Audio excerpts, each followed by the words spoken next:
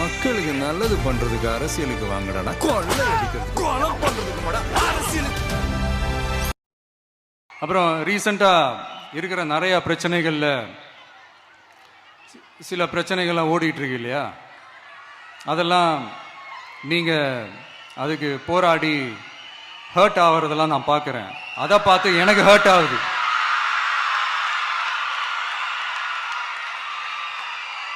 அதெல்லாம் நான் பார்த்துக்கிறேன். நாமளும் நீங்களும் சேர்ந்து மக்களுடைய பிரச்சனைகளை மட்டும் பார்ப்போம், சரிங்களா? அவ்வளோலாம் ஹர்ட் ஆகுதுங்க, அதெல்லாம் வருத்தலாம் கிடையாது.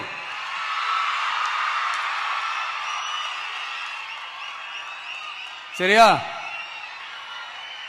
கான்பிடென்டா இருங்க, நல்லதே நடக்கும், வெற்றி நிச்சயம். மீண்டும் சந்திக்கும் வரை நன்றி, வணக்கம்.